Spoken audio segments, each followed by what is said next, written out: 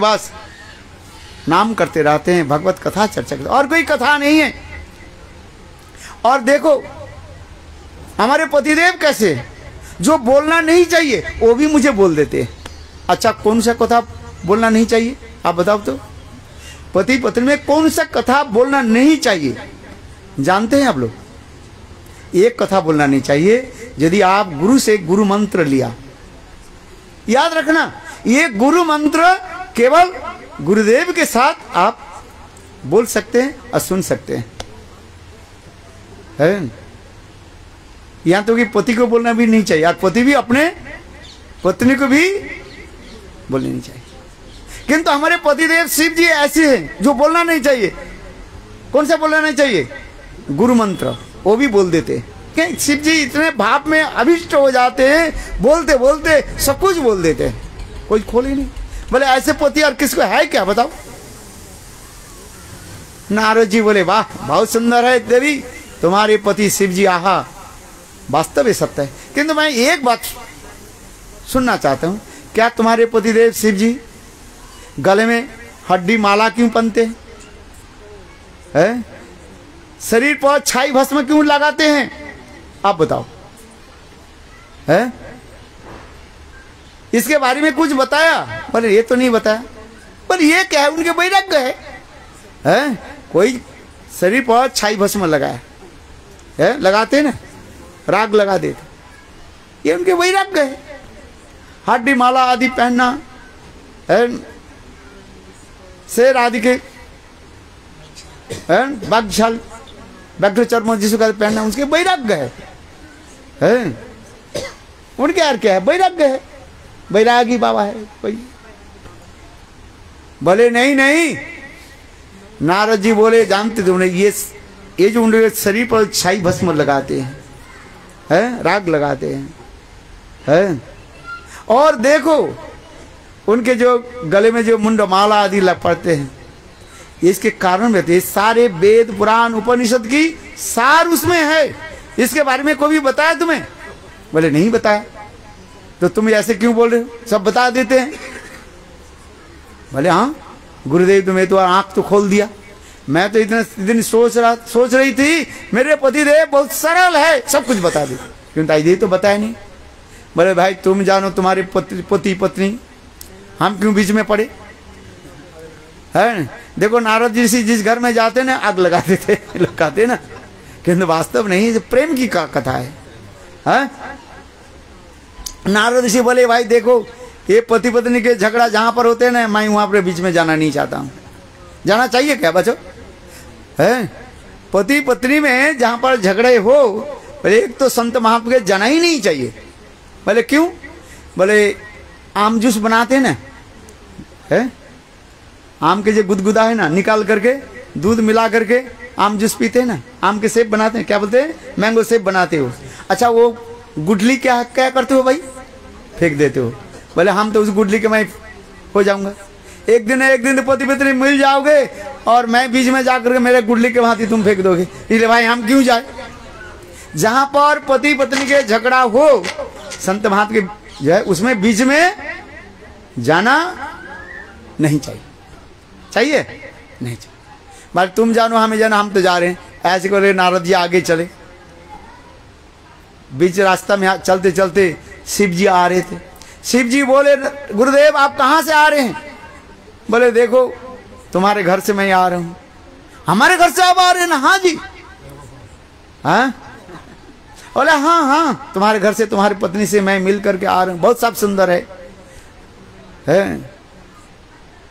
शिव जी बोले गुरुदेव जब हमारे से आ रहे हैं आज तो रोटी की नहीं मिलेगी बिल्कुल आज तो एकादशी उपवास करना ही पड़ेगा, है? चलो आगे चले। शिव जी तो विचार करने लगे नारद ऋषि मेरे घर से आ रहे हैं, पता नहीं क्या हुई आज। धीरे धीरे आगे इधर देवी पार्वती इतने गुस्से होकर के बस बड़बड़ा शुरू कर दिया, अरे तुम झूठ हो, कपट हो, ऐसे। शिव जी बोले थोड़ा तो शांति रखो ना। बोले क्या शांति रखे?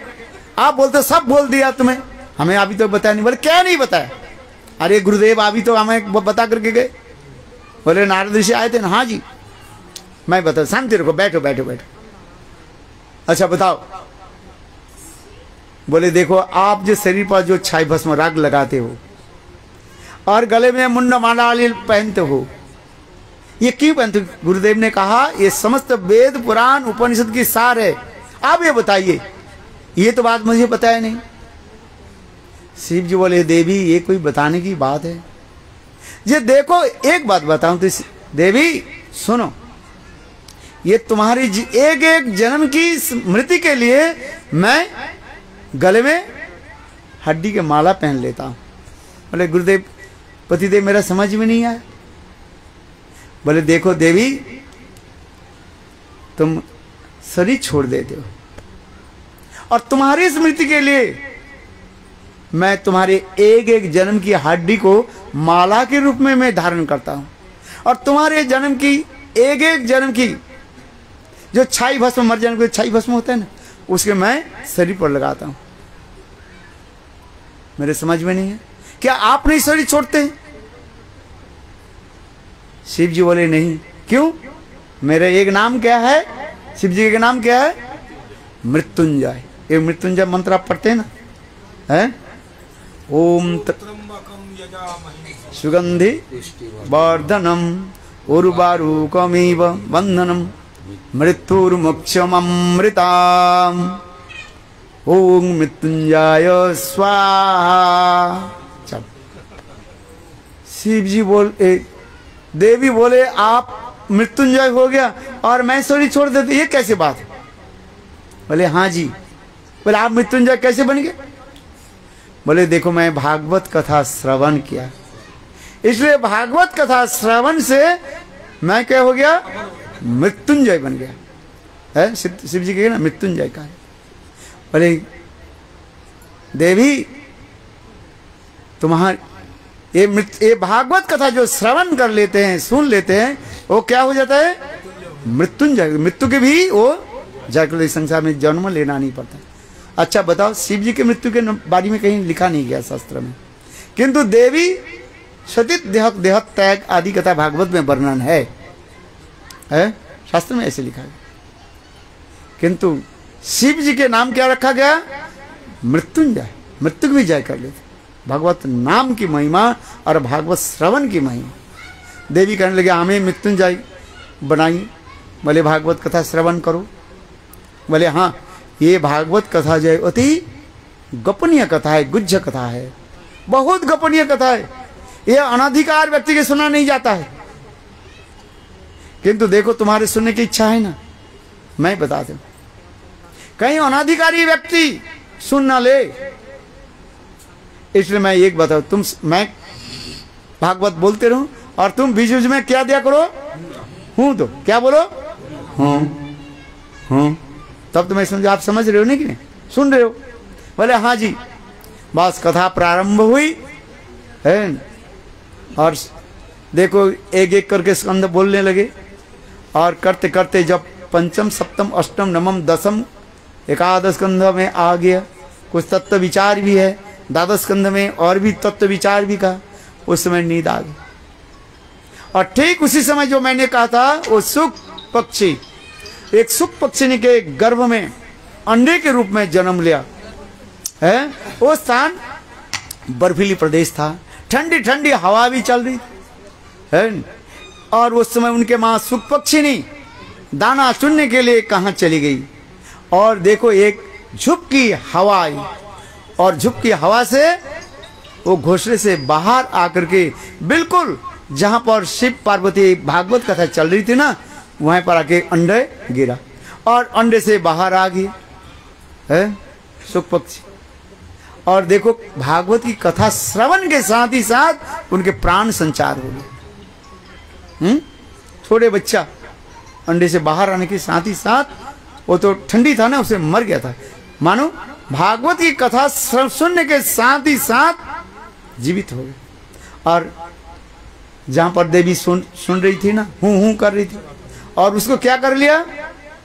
एक को कर लिया। और भी इधर तो देवी सो गई और संग सुख क्या करने लगे?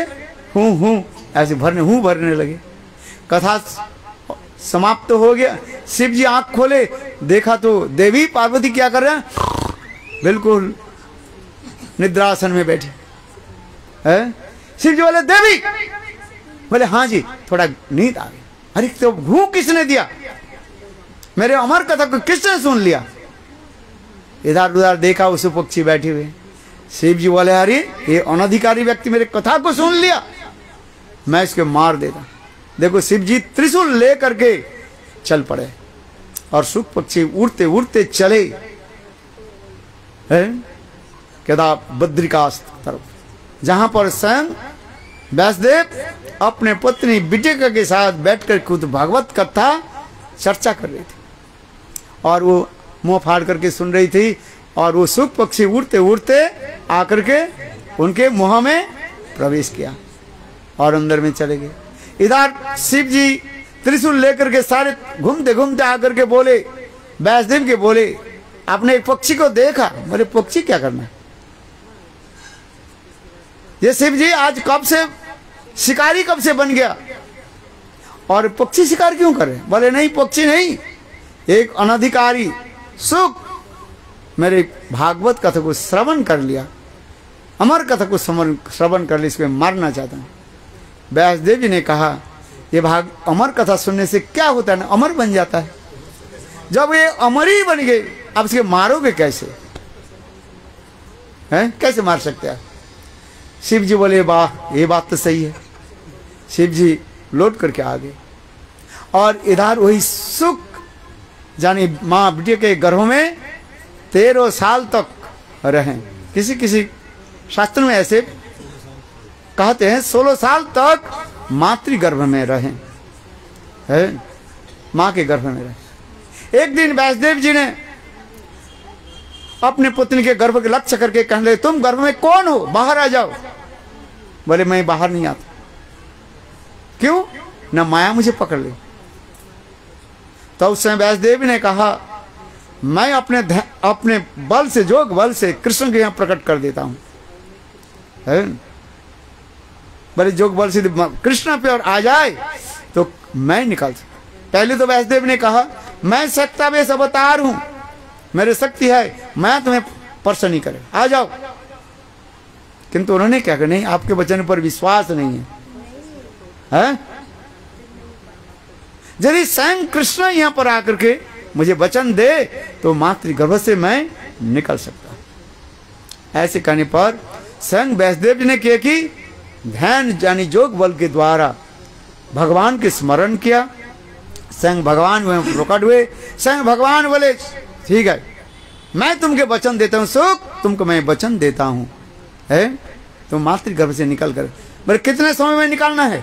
बोले कहते हैं देखो एक सरसों के दाने हैं ना, सरसों है ना काली जो राई कहते, उस दाने के यदि एक गाय के सींग पर ऊपर से डाल दो, जितने समय तक ठहर सकते हैं।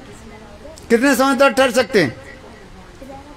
एक सरसों है ना उसके दाने कहाँ डालो? गाय के सींग पर। सींग देखा है, सींग पर डालो।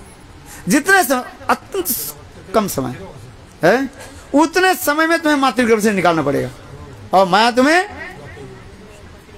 नहीं पकड़ेगी, स्पर्श नहीं करेगी। बस ऐसे कहने के साथ ही साथ सुखदेव ने क्या कि माने सुखदेव ने मातृगर्भ से निकाला। कैसे?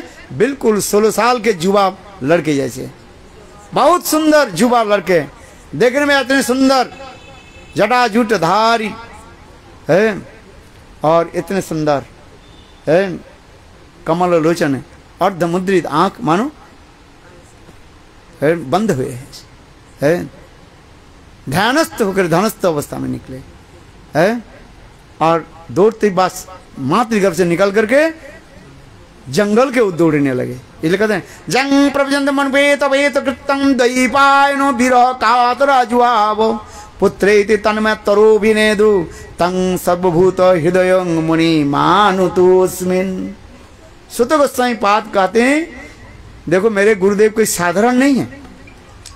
जब मातृगर्भ से निकले है बस जंगल के ओर दौड़ने लगे है और देखो चलते चलते एक सरोवर में, रास्ते में एक सरोवर था, जलाशय, और उसमें कुछ स्त्रियां जो है निर्वस्त्र होकर स्नान कर रही थी। सुखदेव गोस्वामी पाद उस स्थान होते चले गए, ना उनकी लज्जा हुई ना कुछ हुई।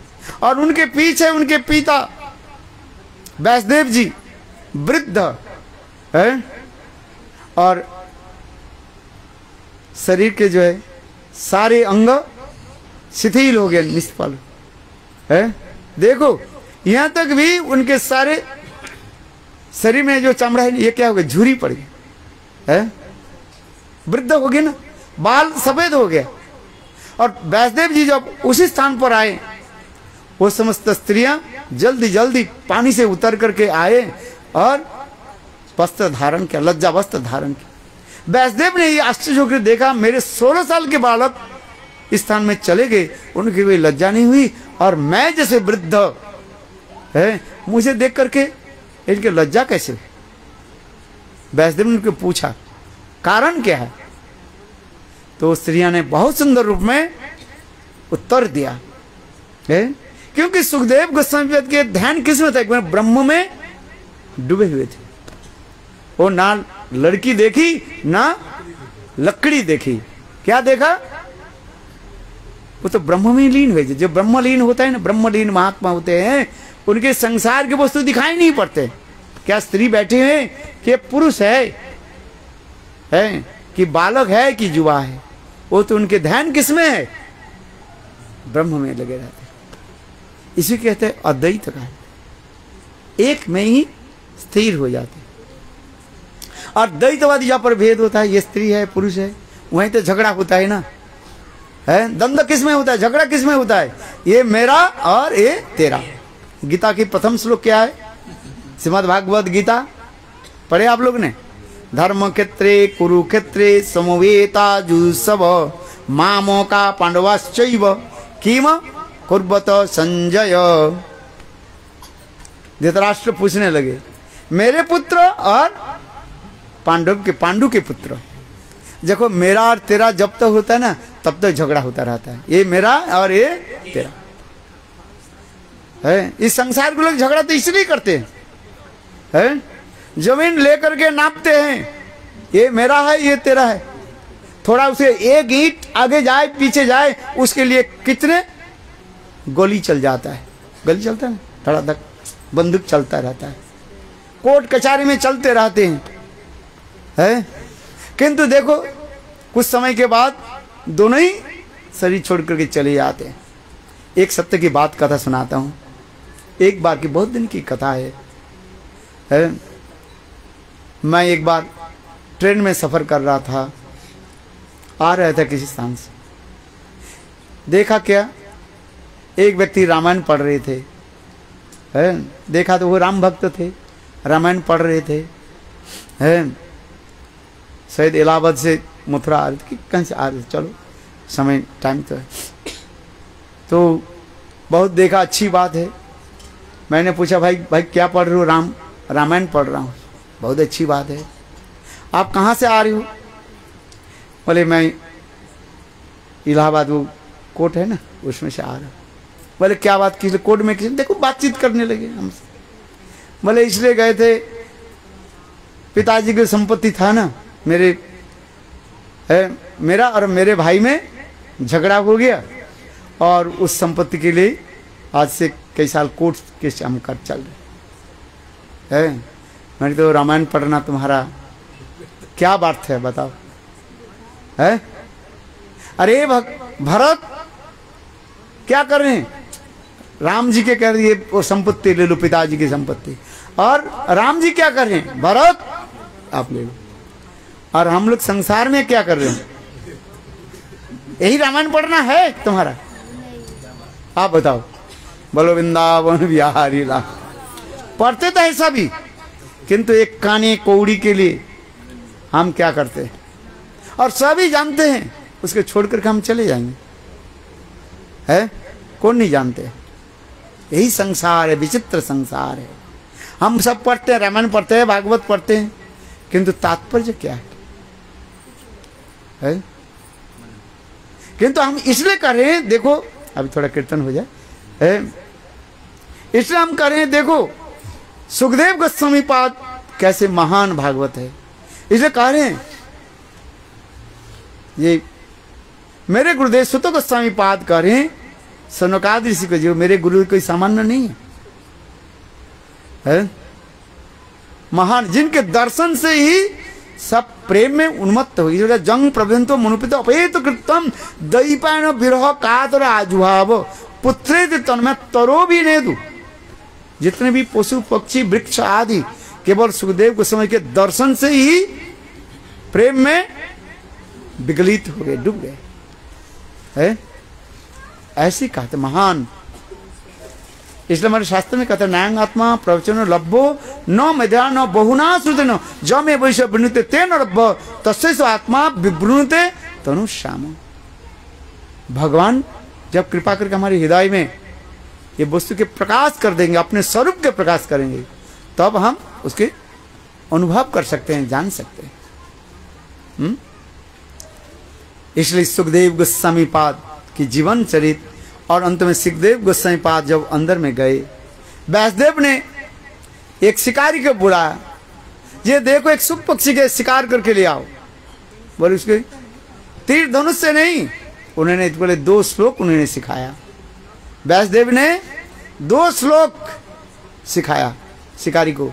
ये श्लोक पहले क्या है, कृष्ण के सुंदर रूप वर्णन करो, है बर्हापीडं नटबरबोपु कर्णकर्णिकारं विव्रत वासो कनक विसंग वैजंतमारं रंध्रानुवेन रथश्रुदय पुरन गोपवृंदई वृंदारनं सपदरमनं प्राविशत कृति।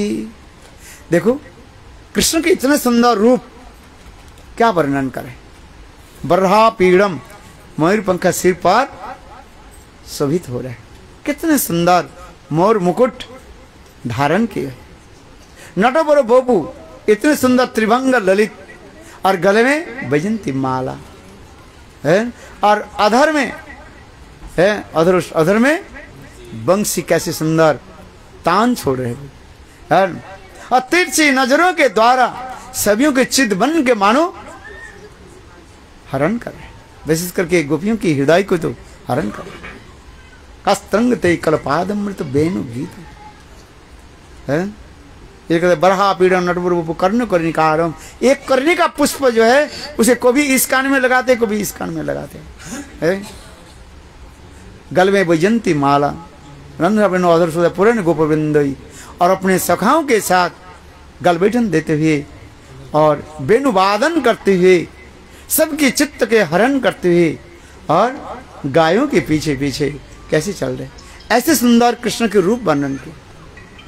देखो इस कथा को सुन करके संत सुखदेव गोस्वामी पाद वो शिकारी के कहने लगे, बताओ ऐसे सुंदर रूप जिसके है उसके गुण क्या है।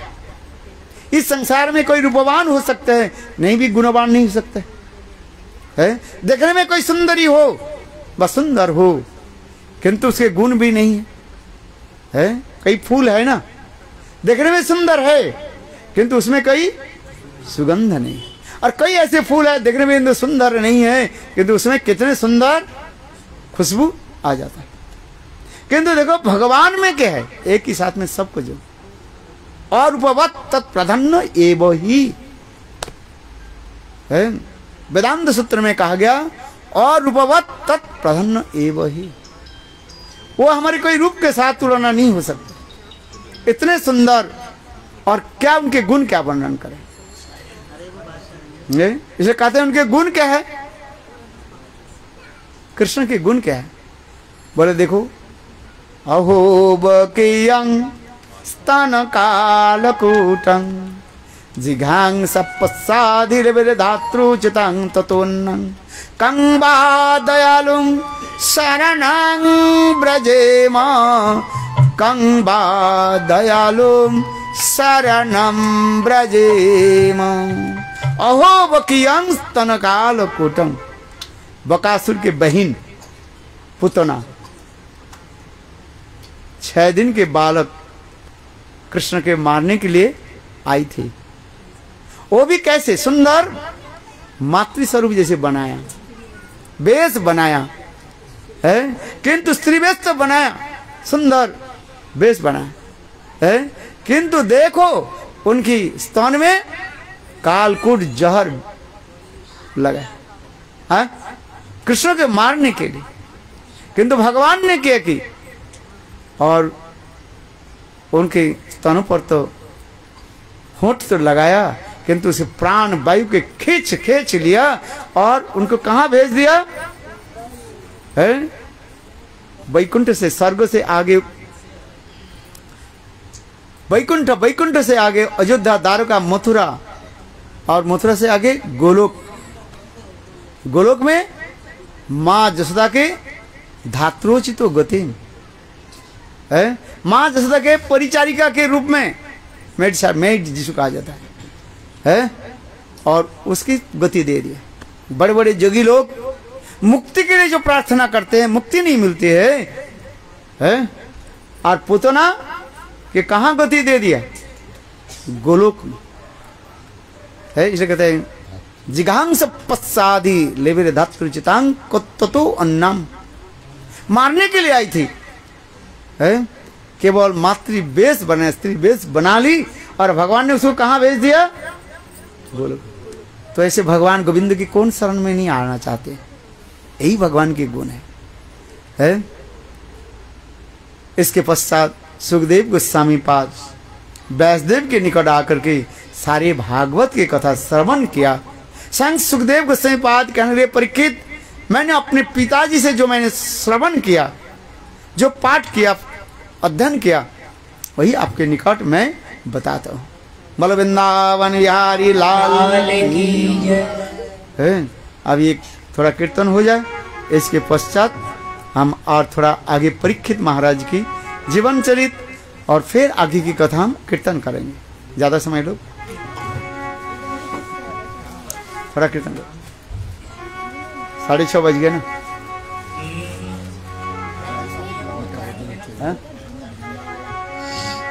गुरु ब्रह्मा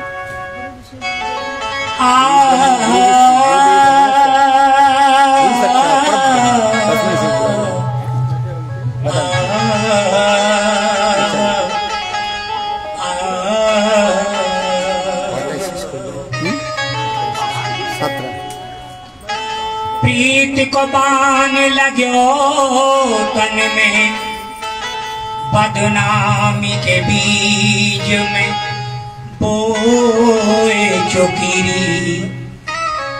मेरो कान को बरसों नेह लग्यो, जिंदगानी से हाथ में धोए चुकीरी। खान पान बिसरिया सिगरो, मैं तो मात पिता सब खोए चुकी।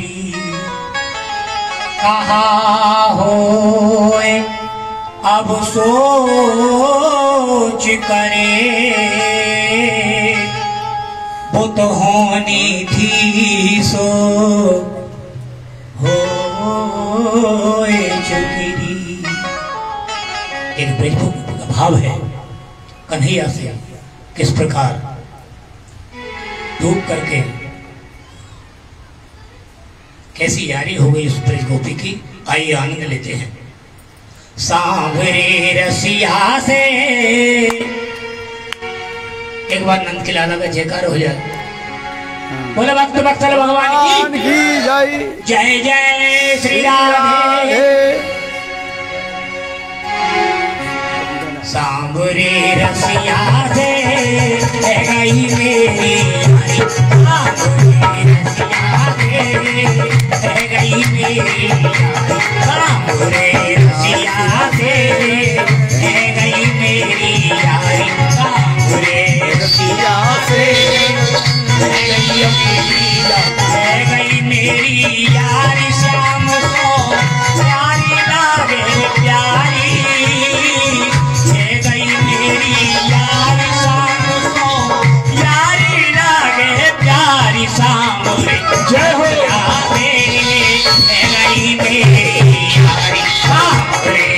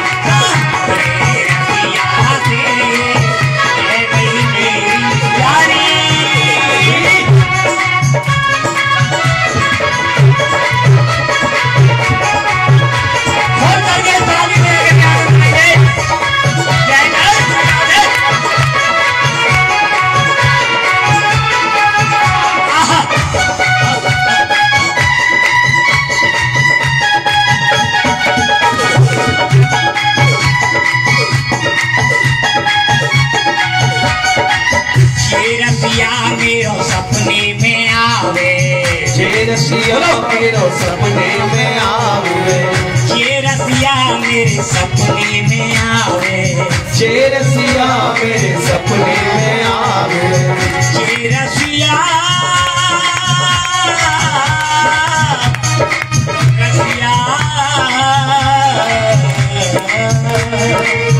ये रसिया मेरे सपने में आवे, जे रसिया मेरे सपने में आवे, मीठी मीठी गान सुनावे, मीठी मीठी गान सुनावे, मीठी मीठी गान सुनावे, मीठी मीठी गान सुनावे, जब मैं जागूं पकड़न भाजी, जब मैं जागूं पकड़न भाजी, खुल गई नींद हमारी सामोरे, रसिया से है गई मेरी यारी सामने, रसिया से है गई मेरी यारी, है गई तेरी यारी शाम को, यारी लागे प्यारी, है गई तेरी यारी शाम को यारी लागे प्यारी सामने, जय हो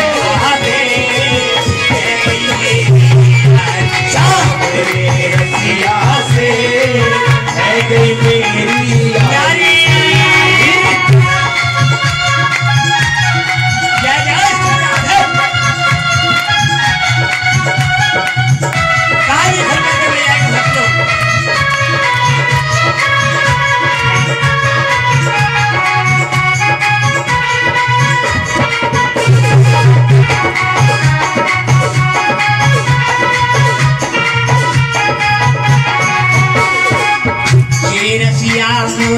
प्यारो प्यारो लागे, जे रसिया मोरे प्यारो प्यारो लागे, देखिए संकीर्तन में अगर भूले से भी आ गए हो तो वहां अगर भगवान ने पैर दिए हैं, तो अगर भगवान के दरबार में अगर संत समाज भी बैठा है तो भगवान भक्ति प्रदान करते हैं संतों की कृपा से। अगर हम भगवान की सेवा में पैरों को लगाएंगे और कीर्तन में हम नाच लेंगे तो ये नाचना हमारा भगवान के दरबार में व्यर्थ नहीं जाएगा। अगर दुख रूपी नाच से बचना है, कोई सास के आगे, कोई ननद के आगे, कोई जेठानी के आगे, कोई पड़ोसी के आगे, इस संसार में सभी दुख रूपी नाच रहे हैं। तो इस दुख रूपी नाच से बचना है तो भगवान के कीर्तन में जरूर एक बार ठुमका लगा लेना। जे रसिया मोए प्यारो प्यारो लागे, जे रसिया मोरे प्यारो प्यारो लागे, जे रसिया मोए प्यारो प्यारो लागे, जे रसिया मोरे प्यारो प्यारो लागे, जे रसिया मोए प्यारो प्यारो लागे, जे रसिया मोरे प्यारो प्यारो लागे, प्यारो प्यारो लागे मोए प्यारो प्यारो लागे, प्यारो प्यारो लागे मोए प्यारो प्यारो लागे, जे रसिया मोए प्यारो प्यारो लागे, जे रसिया मोए प्यारो प्यारो लागे, प्यारो प्यारो लागे मोए प्यारो प्यारो लागे, ओ प्यारो प्यारो लागे मोए प्यारो प्यारो लागे, खुद नाचे ग्वालन को न जावे, खुद नाचे ग्वालन को न जावे, बाके छेले बिहारी सामने रसिया से है गई मेरी यारी सामने, रसिया से है गई मेरी यारी सामने, रसिया से है गई मेरी यारी, मेरी यारी श्याम को यारी लागे प्यारी, है गई मेरी यारी शाम को यारी लागे प्यारी शाम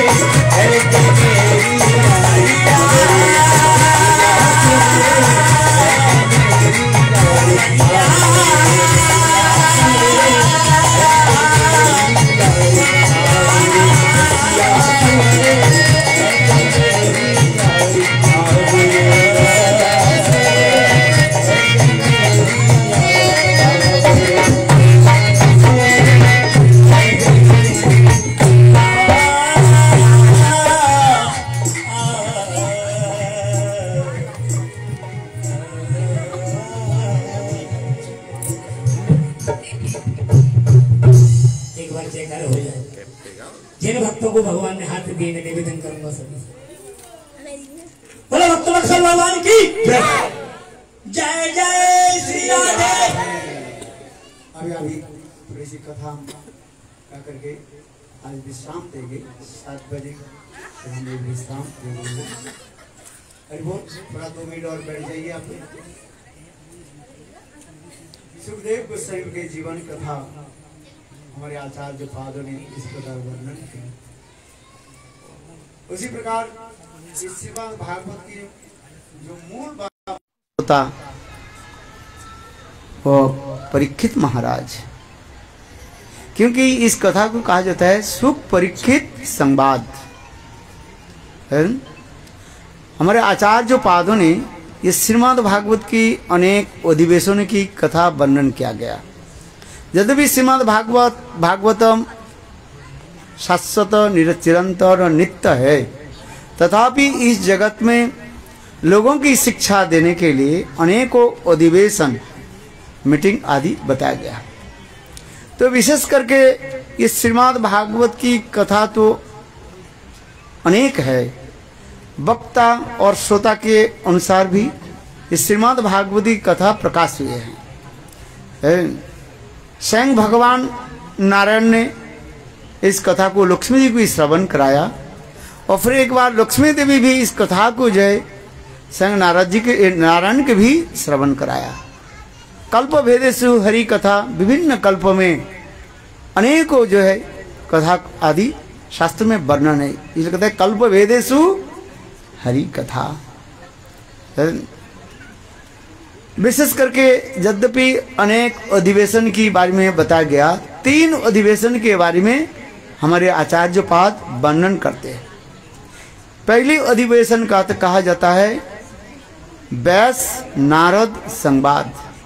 स्वयं नारद ऋषि व्यासदेव की जो है इस कथा को श्रवण कराया, इसके व्यास नारद संवाद कहा जाता है।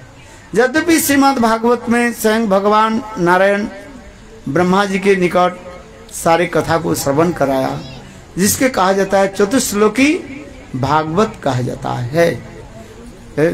किंतु तथापि यहाँ पर भागवत में व्यास नारद संवाद ये बद्रिकाश्रम में सरस्वती नदी के तट पर स्वयं व्यासदेव जी को नारद ऋषि ये भागवत कथा श्रवण कराया। और दूसरी अधिवेशन की कथा जिसको कहा जाता है ये स्वयं सुखदेव गोस्वामी पाद परीक्षित महाराज को श्रवण कराया, जिसे सुख परीक्षित संवाद, जिसे सुखद तरीके कथा हम श्रवण करते हैं। और तीसरी अधिवेशन की कथा इस पर वर्णन है, जिसमें सुत गोस्वामी पाद सौनकादि ऋषि के निकट ये भागवत कथा को श्रवण कराया। ये कथा भी गोमती नदी के तट पर, नैमिषारण्य में गोमती नदी के तट पर ये भागवत कथा भी हुई। इसके अलावा अनेकों कथा भी भागवत में वर्णन है, किंतु ये श्रीमद् भागवत की कथा जो हम प्रारंभ में देखते हैं, इसमें सुत सौनक आदि संवाद के नाम से प्रसिद्ध है, क्योंकि श्रीमद् भागवत प्रथम स्कंद में ये वर्णन है। ये स्वयं सुत गोस्वामी पाद सौनकादि ऋषि के निकट भागवत की कथा श्रवण कराया। एकदा एक समय नैमिषारण्य में समस्त ऋषि लोग, सौनक आदि ऋषि लोग अपने अपने प्रातः का कार्य आदि करके अर्थात हवन आदि करके जब विराजमान हुए, और उस समय भगवान की इच्छा से सुत गोस्वामी पाद प्रकट हुए, जिसको कहा जाता है उग्र श्रवा सुत कहा जाता है, अर्थात लोमहर्षण सुत के पुत्र उग्र श्रवा सुत कहा जाता है। उन्होंने भी ये समस्त कथा जो है साक्षात रूप में सुखदेव गोस्वामी पाद के मुखारविंद से श्रवण किया। उसी कथा को उन्होंने सौनकादि ऋषि के निकट वर्णन करने लगे। जब सुत गोस्वामी पाद उस सभा में प्रकट हुए, तब सौनकादि ऋषि लोग सभी उनको अत्यंत आदर के साथ ऊपर बैठाया और उनके सत्कार किया है। और सत्कार करने के पश्चात उनके निकट 6 प्रश्न पूछा। ये श्रीमद् भागवत के 6 प्रश्न ये सारे 18,000 श्लोक में ही आ जाता है। थोड़ी ध्यान से सुने तो आपके समझ में आएगा। बहुत सुंदर ये कथा है, क्योंकि श्रीमद् भागवत कहाँ से प्रारंभ हुई। हम जो श्रीमद् भागवत वर्णन करते जा रहे हैं, ये कथा की प्रारंभ कहाँ से हुई और अंतिम कहाँ हुई है? जब ये ऋषि लोग, सौनक आदि ऋषि लोग सुत गोस्वामी पाद के निकट ये 6 प्रश्न किया था। पहले प्रश्न यह था, ये हे ऋषिवर, आप कृपा करके यह बताइए जीव के सर्वश्रेष्ठ मंगल और श्रेय वस्तु क्या है, कैसे जीव मंगल कैसे हो सकता है। किंतु स्वयं भगवान जब इस धराधाम से चले गए, उस समय कलियुग प्रारंभ हुई, और कलियुग के मनुष्य क्या है, कलेर दोष निधि। कलियुग के मनुष्य के सब दुख दोष ही है। ऐसे और अनेक प्रकार के दुख कष्ट आदि भोग रहे हैं, आध्यात्मिक आदि दैविक आदि भौतिक। स्वल्प आयु भी है। कलियुग के मनुष्य का आयु कितनी है? 100 साल के अधिक नहीं। सत्य युग में लोग कितने साल जीवित रहते थे? 1 लाख वर्ष तक जीवित रहते थे। कितने लाख वर्ष है। त्रेता युग में कितने हो गए है? 1 जीरो कम हो गया। कितने हो गया है? 10,000 हो गया। और दापर युग में और 1 जीरो कम हो गया। कितने हो गया? 1,000 हो गया। और कली युग में और 1 जीरो कम हो गया। 0 कम हो गया। ए बेटा बताओ कितना रह गया? सुनाई नहीं गया। 100 रह गया। इसलिए कहते हैं कलियुग के मनुष्य की जो है कितने आयु है? 100 साल की जाए। वो भी नहीं होता है। कितने रोग शोक, अभी कोरोना में कितने लोग चले गए हैं, 20-22 साल के लोग, 50 साल के सब चले गए हैं। अभी भी क्या क्या, अभी भी क्या चल रहा है, अभी के डेंगू ना क्या बोल रहे हैं, वायरस अभी चलते जा रहे, पता नहीं कितने लोग चलते हैं, कोई ठिकाना है? सांस के विश्वास नहीं, कब बंद हो जाए क्या जाने है। आप बताओ, 100 साल तो हम कह रहे हैं, किंतु कलयुग में 100 साल जीवित रहना ये भी कठिन हो गया। हार्ट रोग हो गया, बच गए। आप बताओ है कितने लोग मर जाते, आप बताओ, बताइए है। एक तो है स्वल्प बुद्धि वाले, अल्प बुद्धि वाले है, और लोग कैसे हैं, निज बुद्धि वाले। अल्प बुद्धि कोई भी बात नहीं है, निज बुद्धि वाले, दूसरे के दोष देखने वाले है, अल्प मेधोसा, बुद्धि भी कम है, मूर्ख है सब है। आप बताओ ऐसे कलियुग के मनुष्य के उद्धार कैसे होगा? उनके मंगल के लिए आप मुझे कुछ बताइए। और आत्मा के कल्याण के, दूसरी प्रश्न क्या है, आत्मा के कल्याण के बारे में बताइए, जिससे स्वयं भगवान प्रसन्न हो, यह बताइए। तीसरी आप ये बताइए, स्वयं भगवान कृष्ण, देवकी नंदन कृष्ण, देवकी और वसुदेव की आश्रय करके जगत में किस लिए प्रकट हुई, ये कथा में सुनाइए। चौथी क्या था, ये कृष्ण और बलराम जो सुंदर सुंदर लीला आदि की, वो लीला कथा हमें श्रवण कराइए। पांचों ये प्रश्न था, ये कृष्ण के जितने भी अवतार आदि है उनकी लीला कथा हमें श्रवण कराइए। मत्स्य कुर्मा बराह नृसिंह आदि 24 जो लीला अवतार जो है, इसकी कथा भी हमें वर्णन कीजिए। छठवां प्रश्न था, स्वयं भगवान कृष्ण जब ये धराधाम से चले गए, उस समय धर्म किसको आश्रय लिया, ये हमें कृपा करके बताइए। ये 6 प्रश्न रख दिया था। ये 6 प्रश्न के उत्तर देखो, करीब करीब 4 प्रश्न के उत्तर जो है एक प्रथम स्कंध से ही मिल जाता है, किंतु के 2 प्रश्न के उत्तर जो है सारे भागवत में वर्णन किया गया है। सुत गोस्वामी पाद कहने लगे, हे सौनक आदि ऋषि लोग, आप लोग के प्रश्न अतीब सुंदर है। यदि प्रश्न करने वाले व्यक्ति यदि ठीक ठीक से प्रश्न करें, उत्तर देने वाले भी उसका अच्छा लगता है। और यदि कहें महाराज हमें सिर में क्यों नींद, जब मैं सो जाता हूं मेरे आंख में कुछ क्यों नहीं दिखाई नहीं पड़ता है, सपनों में कैसे देख, बिना मैं तो दिन में मैं चश्मा से सब कुछ बिना चश्मा से मैं देख नहीं पाता हूं, और रात में सब बिना चश्मा से कैसे मैं देख लेता हूं। समझ में आ रहे? कोई प्रश्न करते हैं, महाराज ये बताइए, दिन में बिना चश्मा जब तक नहीं लगाते दिखाई नहीं पड़ता है, और रात में जब मैं सो जाता हूँ चश्मा बिना चश्मा लगाते हुए सपने में सब दिखाई, सपना देखा ना है, सपना जब सपना देखते हो कितने चश्मा लगाया, कितने चश्मा लगाया बताइए। तो ये प्रश्न जो करते हैं, इस प्रश्न क्या उत्तर दे है? कहने की तात्पर्य है, यदि प्रश्नकर्ता यदि अच्छा हो और उत्तर देने वाले व्यक्ति को आनंद होता है, इसलिए कहा जाता है आश्चर्य से श्रोता कुशलस्य वक्ता। प्रश्नकर्ता और श्रोता दोनों की एक विशेष वैशिष्ट शास्त्र में बताया है। जैसे आश्चर्य से वक्ता कुशलस्य श्रोता, व कुशलस्य वक्ता आश्चर्य श्रोता। वक्ता श्रोता दोनों की हृदय में यदि एक हो तब कथा बोलने में सुनने में आनंद होता है। इसलिए सुत गोस्वामी पाद कह रहे हैं, सौनक आदि ऋषि सुनो, स्निग्धस्य शिष्यस्य, जिस प्रकार गुरुपाद पद्म अपने सारे तत्व को क्या किसको बता देते हैं, अपने स्निग्ध निर्मल चरित्र वाले शिष्य के निकट ही व्यक्त कर देते हैं। जैसे पिता अपने अमूल्य धन को किसको दे करके जाते हैं, किसको दे करके जाते हैं, किस पुत्र को दिए, शराब पीने वाले पुत्र को दे थोड़ी ये देते हैं, किस पुत्र को दे जाते हैं, जो निर्मल चरित्रवान गुणवान पुत्र को दे जाते हैं।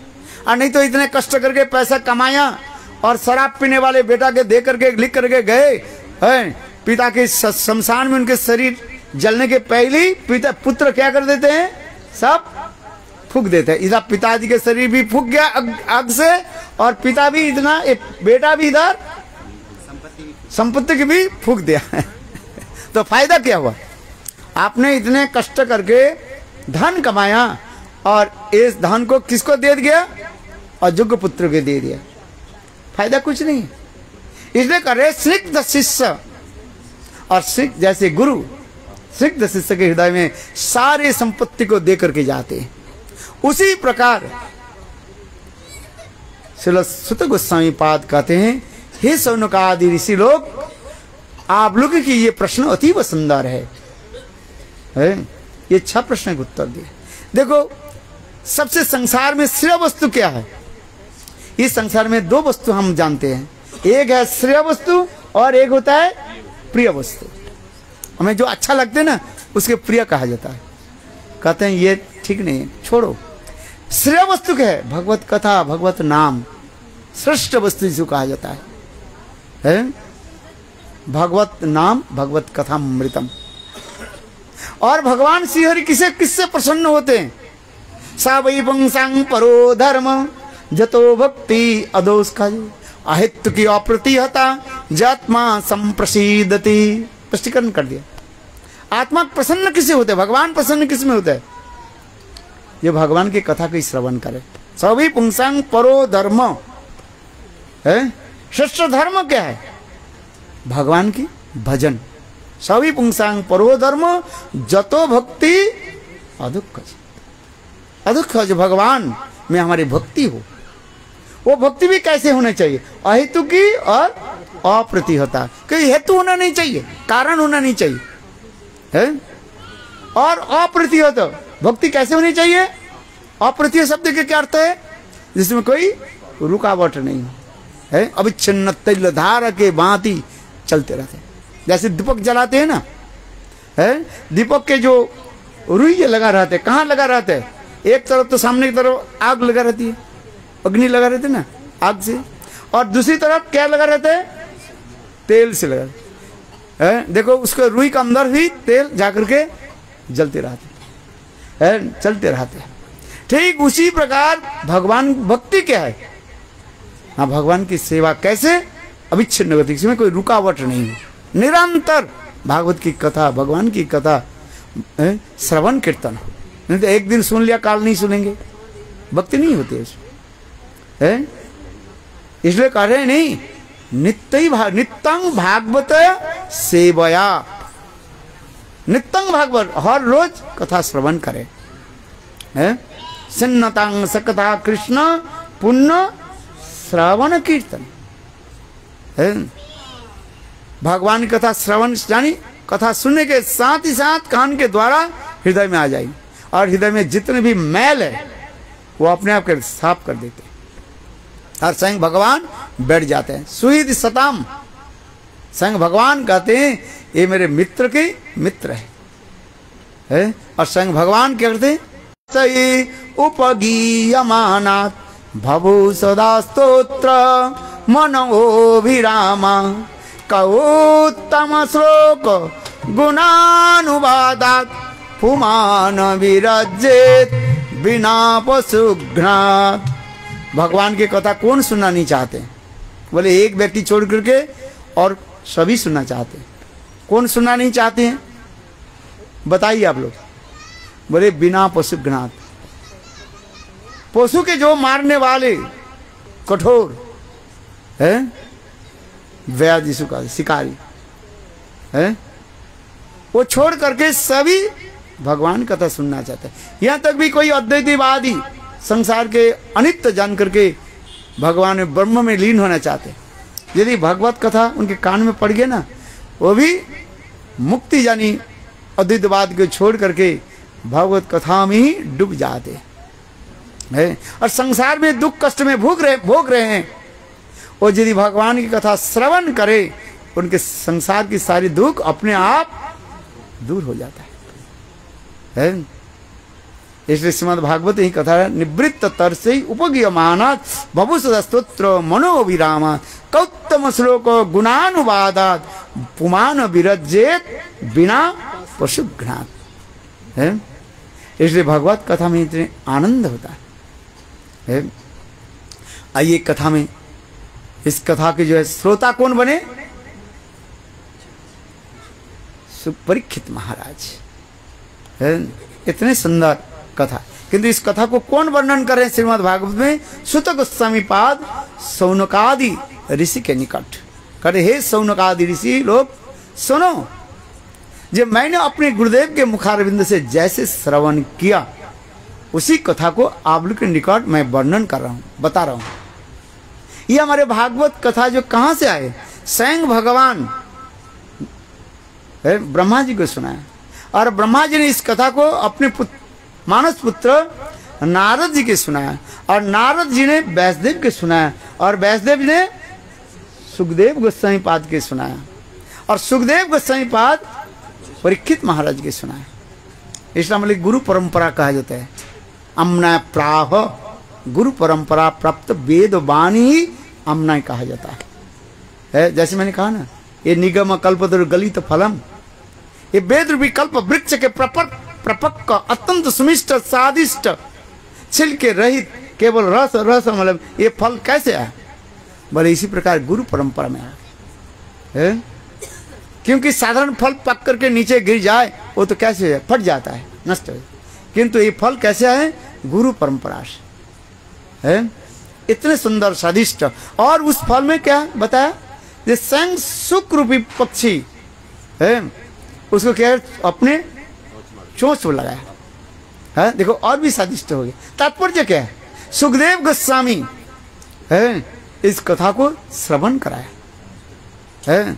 ये सुखदेव गोस्वामी पाद कोई नहीं, मैंने जो बताया ये साक्षात राधा जी की पालित सुख, जिस कथा में इतने समय तक श्रवण सुनाया है। एक समय की कथा है, नित्य गोलोक वृंदावन धाम में राधा जी ऐसे छोटे सुख पक्षी को लेकर के चुम्बन कर रही थी, आलिंगन कर रही थी है। और सुख भी क्या की, अकस्मात राधा जी के होठों में चोंच लगाया, और राधा जी के होठों में जो अमृत था वो अमृत मानो उनको पान कर लिया। इसलिए वही सुख यानी सुखदेव गोस्वामी के रूप में आए हैं। इसलिए सुखदेव गोस्वामी के मुखारविंद सभी कथा सुनते हैं। परीक्षित महाराज जब अभिशप्त हो गया है, समीक ऋषि के पुत्र श्रृंगी ने अभिशाप दे दिया, जो 7 दिन के बाद तक्षक आकर के और उनको डांसेगा, उससे मृत्यु। इस कथा को सुनते ही परीक्षित महाराज बहुत प्रसन्न हुए है। परीक्षित महाराज इस समाचार को चारी तरफ फैलाया, ये मुझे क्या करना है। कर्मी साधु आगे बोले कर्म करो, दान पुण्य आदि करो, स्वर्ग मिल जाए। ज्ञानी साधु आकर बोले ज्ञान चर्चा करो, शास्त्र आदि अध्ययन करो, ज्ञानात सुलभत मुक्ति, ज्ञान के द्वारा मुक्ति हो जाए। जोगी लोग बोले योग तपस्या करो, योग करो है, इधर से है, सांस के जो है ये करो, क्या बच जाता है तो अच्छा है, मैं निंदा नहीं करता हूँ, किंतु मृत्यु के कौन टल सकते हैं? किंतु देखो उसी सभा में जब सुखदेव गोस्वामी पाद पधारे हैं, और सुखदेव गोस्वामी से कैसे था? निर्वस्त्र, कोई शरीर में कोई वस्त्र नहीं था है। और उससे उनको देख करके लोग से कीचड़ फेंकने लगे, मिट्टी आदि डालने लगे, ना जी कोई हास परिहास करने लगे, किंतु सुखदेव गोस्वामी पाद के किसी तरफ नहीं देखे है। और आकर जब पधारे सभी लोग उनके ऊंचे आसन पर बैठाया है। और परीक्षित महाराज हाथ जोड़ करके बोले, मेरे एक प्रश्न है, ये मरने वाले जो व्यक्ति जो है उनके कर्तव्य क्या है? तो उस समय सुखदेव गोस्वामी पाद ने सुंदर एक उत्तर दे दिया। कहते देखो जो मैं जो उत्तर दे रहा हूं ये मेरे अपना नहीं है, अपने पूर्व आचार्य गुरुवर्ग जैसे बताया ऐसे ही बताता हूं। ए तो निविद्यमान निश्चता मुकुतो वयं जगनांगोपनितम हरे नामानुकीर्तनम। कलियुग में और कुछ करना नहीं है, नाम संकीर्तन हरि कथा श्रवण और नाम संकीर्तन। हरे कृष्ण कृष्ण कृष्ण हरे हरे, हरे राम राम राम हरे हरे। इस कलयुग में केवल नाम संकीर्तन और हरि कथा श्रवण। देखो 7 दिन तक परीक्षित महाराज, सुखदेव गोस्वामी पाद परीक्षित महाराज के ऐसे सुंदर भागवत कथा श्रवण कराए है। हम तो 2 घंटा बैठने के बाद हम सोचते हैं महाराज हो गया, समय हो गया, 7:10 हो गया, मैं बंद कर दो, आरती करा दो। बात तो सत्य है, सब हमके जाना भी है, आपको भी जाना है, मेरे भी जाना है, सब लोग के जाना है कि नहीं है? अभी समय है बोल रहे हैं नहीं, अभी समाप्त कर देता हूँ। देखो कितने सुंदर है, कथा भी श्रवण कराया है।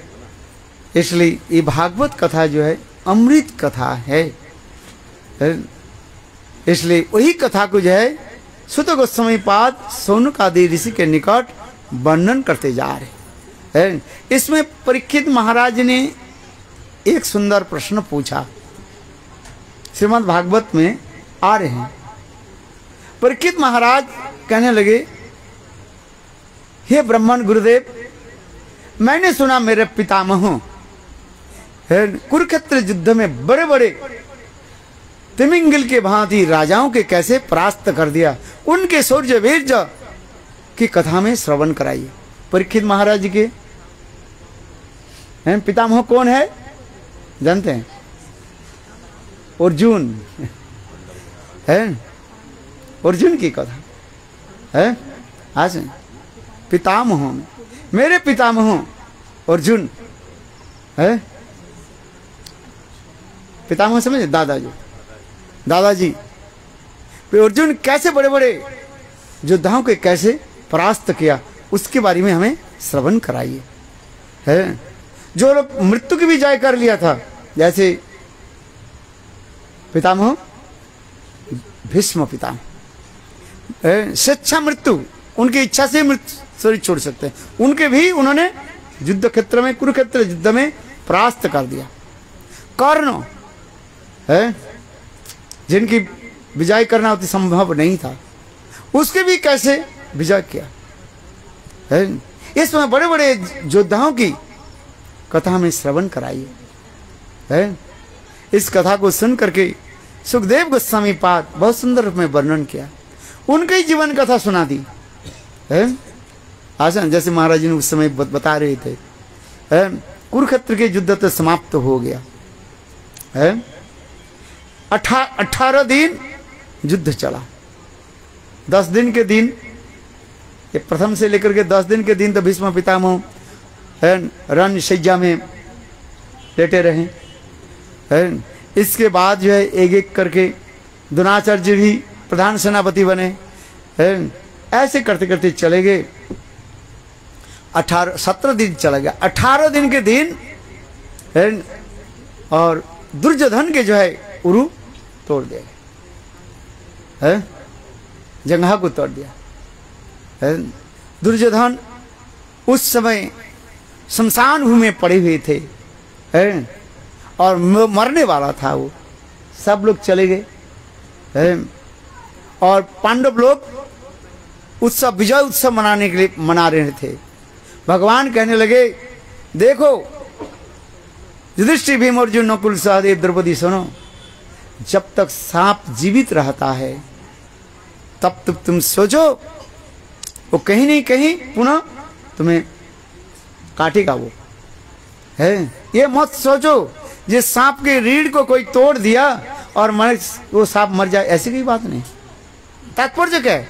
अर्जुन के तुमने तो जंघा तो तोड़ दिया, ठीक है, वो तो मरने वाला है, किंतु जब तक और दुर्योधन की सांस जब तक रहेगा तब तक तुम्हारी विजय नहीं है।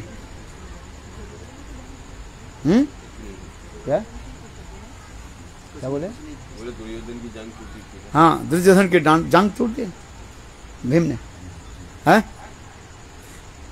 किंतु ये लोग सुनने वाले नहीं है। बोले नहीं नहीं, वो तो मर गया है। और इधर भगवान सर्वंतर्यामी जो कुछ करने वाले है वही करते हैं। देखो उस दिन क्या कि भगवान ने किया कि 5 पांडवों के बोले तुम जिस टेंट में रहते हो ना, जिस ताबू में रहते हो, उनके लेकर के आए, दूसरे स्थान पर ले गए और उस पंच पांडव के स्थान पर द्रौपदी के 5 पुत्र को रख दिया और उनके भाई द्रौपदी के भाई धृष्टद्युम्न को भी रख दिया है। और ये लोग सोते रहे और 5 पांडव युधिष्ठिर, भीम, अर्जुन, नकुल, सहदेव और द्रौपदी गए दूसरे स्थान पर उत्सव मनाने के लिए। भगवान विराजमान थे वहां। और इधर अश्वत्थामा आगे, अश्वत्थामा द्रोणाचार्य जी के पुत्र अश्वत्थामा आकर के बोले मित्र तुम सबको सेनापति बनाया, मुझे तो सेनापति नहीं बनाया। एक दिन के लिए तुम यदि सेनापति बना देते तो तुम्हारी जय हो जाता। कहने लगे मित्र अब क्या करूँ आप बताओ। दुर्योधन बोले अच्छा ठीक है, मैं तो बढ़ने वाले हूं, चलो तुमको मैं रात में ही तुमको सेनापति बना देता हूं। देखो अपने जंगा की रक्त है ना, खून जो है, उस खून के लेकर के उनके राज तिलक कर दिया, जाओ सेनापति बना दे। अंधेरी रात आगे और जहां पर संग शिव जी पांडवों को टेंट को चारों तरफ है ये दे रहे थे, क्या बोले, पहरा दे रहे थे है। और देखो उस समय अश्वत्थामा से स्तुति करने लगे शिव जी को। शिव जी बोले नहीं, भगवान के आदेश है, एक मक्खी तक भी अंदर नहीं जा सकते। किंतु बहुत स्तुति किया। शिव जी तो भोले बाबा है, बोले नहीं नहीं आप, मैं जाऊंगा देख करके आऊंगा वो पंच पांडव कैसे सो रहे हैं। बोले अच्छा, चले गए अंदर। अंदर जाकर के उन्होंने की धड़ाधड़ तीर चला दी, 6 के 6 सिर को अलग करके, धड़ को अलग कर रख दिया। बाहर आ गए, आकर के 5 सिर को लेकर के आए। पंच पांडव है ना, 5 सिर को बंद करके लेकर आकर के उस रण क्षेत्र, युद्ध क्षेत्र में दुर्योधन के दे दिया। मित्र देखो तुम विजय हो गया और ये लोग मर गए, कम से कम देख करके जाओ। दुर्योधन बोले अच्छा मित्र अश्वत्थामा, मेरे जो परम शत्रु जो है भीम के मस्त सिर लेकर के आओ। उस समय उनके बड़ा सिर है ना भीम का, उस सिर को दे दिया। और दुर्योधन ने क्या कि ऐसे हाथ से जो है चिपकने लगे, बिल्कुल जैसे छत्तू होता है ना, मसूर जिसे कहते हैं, ऐसे चिपक गए। दुर्योधन कहने लगे भीम के मस्तक नहीं हो सकता है, मैंने गदा के द्वारा भीम के सिर पर जब लगाया वो कैसे ठन ठन शब्द होता था लोहे के भांति, ये भीम के सिर नहीं है। इतने समय बिजली कड़कने लगे, देखा क्या ये भीम के पुत्र की सिर है। उस समय दुर्योधन कहने लगे मित्र अश्वत्थामा तुमने क्या कर दिया, ये पांडवों के साथ मेरा शत्रुता है किंतु उनके पुत्र के साथ तो नहीं है। तुमने उनके वंश के तुम क्यों ध्वंस कर दिया, दिखता ऐसे कह के दुर्योधन ने शरीर छोड़ दिया। इधर अश्वत्थामा विचार करने लगे क्या की जाए, 5 पांडव तो जीवित है, ये तो छोड़ेंगे नहीं, मेरे पीछा तो जरूर करेंगे। इसके लिए मुझे क्या करना चाहिए, प्रायश्चित्त करना चाहिए। इसलिए उन्होंने व्यासदेव के जहाँ पास गए और जाकर के कहने लगे हे ऋषिवर मैंने ऐसे कर्म कर दिया, कुकर्म कर दिया, मुझे प्रायश्चित्त के बारे में बताइए। और इधर 5 पांडव और द्रौपदी आकर के टेंट में आकर के देखा ये उनके 5 पुत्र, द्रौपदी के 5 पुत्र और उनके भाई धृष्टद्युम्न के सिर नहीं पड़ा हुआ है, सिर नहीं है। देख करके द्रौपदी रोने लगी। बस इसको देखते ही बस भीम और अर्जुन करके ये कौन किसने मारा देखा, और तीर के निशाना देखा ये अश्वत्थामा के। तो उस समय भीम और अर्जुन कृष्ण के साथ दौड़ चलने लगे और उसमें ठीक आगे कहाँ ना व्यासदेव के पास आ गए और ठीक उसी पास ही वो बैठे हुए थे। कह रहे ऋषिवर मेरे प्रायश्चित्त के बारे में कुछ बताए। और भीम ने उसे पकड़ने के लिए गए, मेरे प्रायश्चित्त मैं ही करा देता हूँ। और इतने पीछे घूम करके देखा है जो भीम और अर्जुन और स्वयं कृष्ण वो दौड़ कर भागने लगे और दौड़ते दौड़ते बहुत दूर चले गए। भीम और अर्जुन दोनों दौड़ने लगे। देखा तो भगवान भी आ रहे हैं, क्या करें। तो अब उस समय उन्होंने क्या कि अश्वत्थामा ने क्या कि ब्रह्मास्त्र चलाया है, किंतु वो ब्रह्मास्त्र चलाया और इधर स्वयं भगवान करने लगे अर्जुन तुम भी ब्रह्मास्त्र चलाओ। दोनों ब्रह्मास्त्र आ गए। इस समय व्यासदेव ने कहा एक ब्रह्मास्त्र में सारी ब्रह्मांड ढंग से हो जाता है, ये क्या कर है। दो दो ब्रह्मास्त्र टकरा जाए तो क्या होगा है। तो उसने कहने लगे ब्रह्मास्त्र वापिस ले लो है। भगवान कहने पर अर्जुन तो ब्रह्मास्त्र को वापिस ले लिया। उनके बोले अश्वत्थामा तुम ब्रह्मास्त्र वापिस लो। बोले मैं तो ब्रह्मास्त्र चलाना जानता हूँ, वापिस लेना मैं जानता। क्या करें आप। बोले दिशा बदल दो। बोले दिशा बदल दे, शत्रु है ना। बोले दिशा ही बदल देता हूँ। और देखो उन्होंने दिशा क्या की। बोले इनके वंश के ढंग से कर देता हूँ। उस समय उत्तरा के गर्भ में ही परीक्षित महाराज थे, उसी कथा को सुना रहे हैं। उस समय परीक्षित महाराज मातृ गर्भ में उत्तरा के गर्भ में थे है। और देखो वो ब्रह्मास्त्र आकर जब अटैक करने लगे और उत्तरा तो है बेहोश हो और समस्त पूर्ववासी है हा कृष्ण। उस समय स्वयं भगवान एक स्वरूप में उत्तरा के गर्भ में जाकर के गदा के द्वारा वो ब्रह्मास्त्र के भी चूर्ण विचूर्ण कर दिया। और परीक्षित महाराज है माँ उत्तरा के गर्भ से जब बाहर है और उस समय देखने लगे जो जिसको मैंने गर्भ में देखा और वही बाहर में है, इसलिए उसके नाम हो गया क्या परीक्षित। प्रकृष्ट में एक के दर्शन किया। और दूसरी नाम उनके नाम ब्रह्मरात है, जो स्वयं भगवान के दर रात शब्द के रक्षित हुआ, इसके ब्रह्मरात कहा जाता है।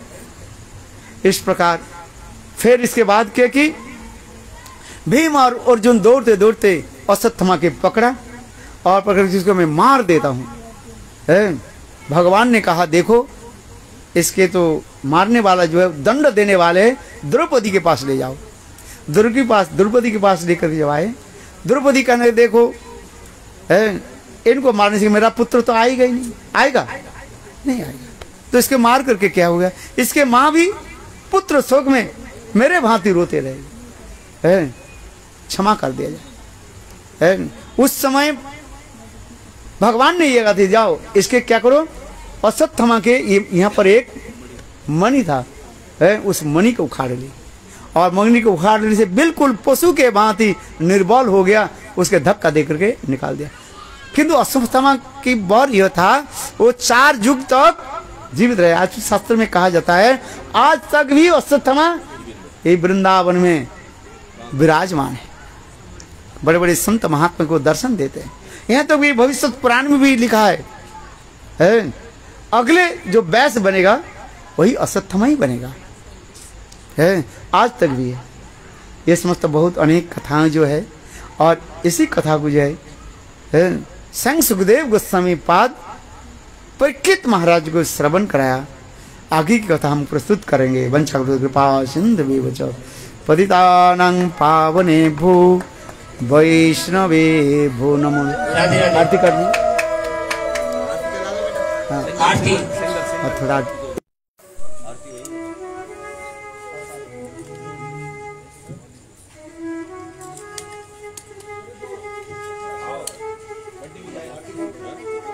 श्री भागवत भगवान की है आरती। पापियों को पाप से तारती। श्री भागवत भगवान की है आरती। पापियों को पाप से Eu só tô roteando aqui. Quantos minutos você precisa?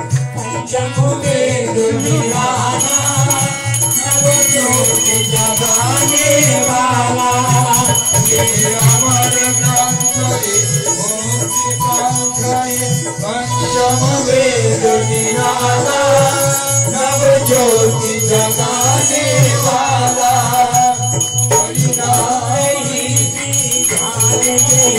Hari नाम यही हरि नाम यही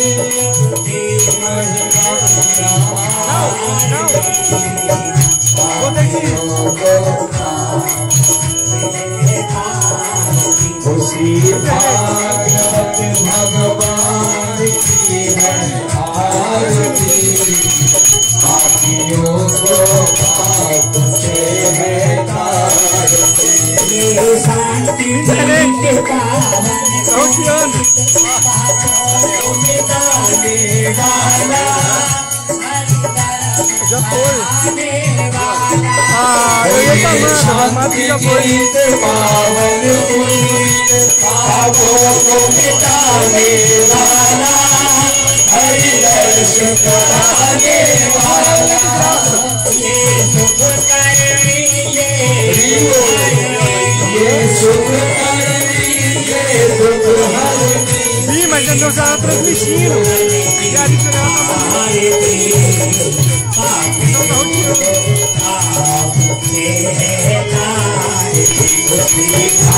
भागवत भगवान की है आरती पापियों को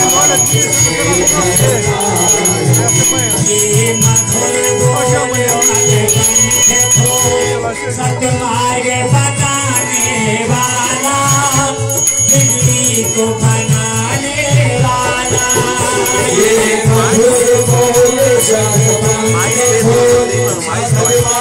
दिखाने वाला दिल्ली को बनाने वाला श्री राम यही घनश्याम यही प्रभु के महिमा की आरती पापियों को पाप से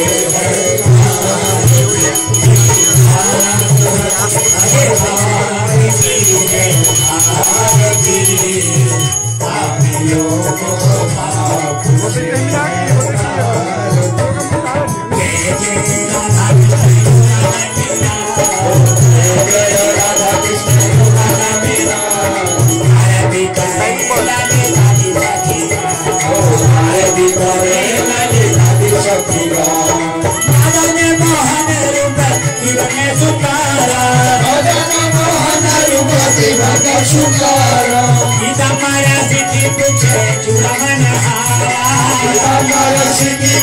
चूड़ा मनोहारा ललित माधव रामे विश्वभानु कन्या विश्वभानु कन्या नील वसन गौरी रूपे गौरी नाना विधे अलंकार हरि नाना विधे अलंकार करे हरि मन विमोहन पलन उदार सखी सखी जन नाना लगेगा सखी सखी नाना लगेगा सखी जन जमाए सखी जन जमाए प्रिय हमारा पद रचते आवे प्रगति विनोद सखी पति सुखी भाषे